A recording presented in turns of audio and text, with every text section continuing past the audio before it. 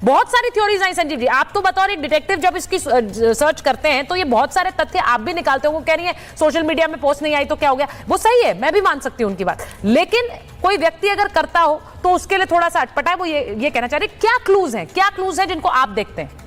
देखिए, राजा रघुवंशी की हत्या को जब हम देखते हैं तो वो प्री प्लान मर्डर साफ नजर आता है, लेकिन उसके अंदर कई लूप होल्स हैं और उन्हीं लूप होल्स के अंदर कई ऐसे एविडेंस हैं जो इशारा करते हैं कि यही कातिल हैं। और ये कातिल कैसे हैं ये मैं समझाने की कोशिश करता हूं। मानवीर जी, आप भी बड़े ध्यान से सुनिएगा।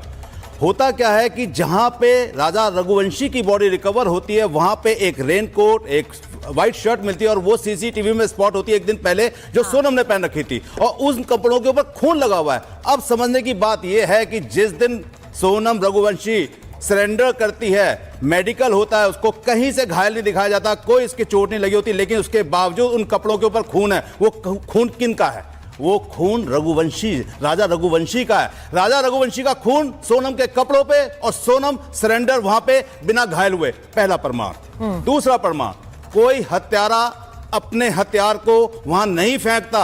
अगर वो सोनम को किडनैप कर देते तो उनको हथियार चाहिए था, जंगल में थे, वो हो सकता था कि उनको कोई प्रॉब्लम होती, लेकिन वहां हथियार फेंका गया और वो हथियार ऑनलाइन मंगाया गया। ये दूसरा सबूत है। जो हथियार खरीदा गया, कहां से खरीदा गया, किसने खरीदा गया, ये इन्वेस्टिगेशन में साफ हो जाएगा।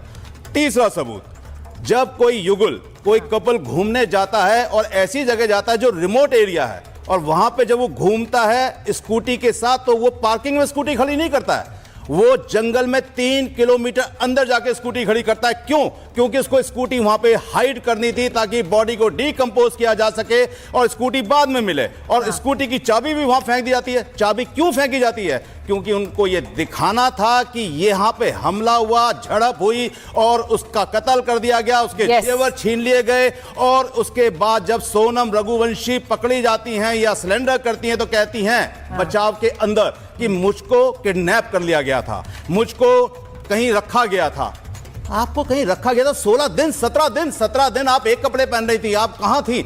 ये सारी की सारी जो कॉन्स्पिरेसी साफ कह रही थी। और सबसे बड़ी बात, 9 लाख रुपए लेके वो 9 लाख रुपए लेके निकलती कुछ कह रही हैं। 9 लाख रुपए कम नहीं होते हैं। 9 लाख रुपए में 20 गड्डियां होती हैं, 18 गड्डियां होती हैं। 7 घंटे में भाग जाती है। हाँ, क्या नहीं, अगर उसे भागना होता तो वो 7 घंटे में भाग जाती। उसने खुद वो ढाबे पे आकर के फोन किया है कि मैं यहाँ पे फंसी हुई हूँ। उसने खुद अपनी इंफॉर्मेशन दी है। तो कहीं ना कहीं ढाबे पे आकर उसने ये नहीं कहा कि मैं भाग के आई हूँ और उन लोगों ने मेरे सामने मारता और वो लोग वहां बैठे हुए, मैं उस घर से निकल के आई हूँ। उसने कहा मेरी आंखों में पट्टी बंधी थी, मुझे वहां फेंक दिया गया।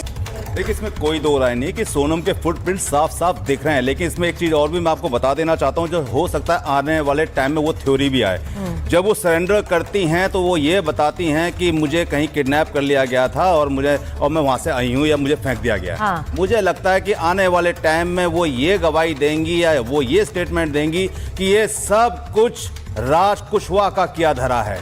राज कुशवाहा मेरा एक बहुत अच्छा दोस्त हुआ करता था। उसने मेरी कुछ वीडियो या मेरी कुछ बना ली, मुझे ब्लैकमेल कर रहा था। उसने मुझे पूछा कि जब तुम हनीमून पे जाओगे तो वहां से मुझे लोकेशंस भेजना। मैं तो सिर्फ लोकेशन भेज रही थी। मैं विक्टिम हूं, मैं कातिल नहीं हूं। वहां पे मेरे सामने कुशवाहा ने मारा और फिर मुझे गैप कर दिया और यहां फेंक गया।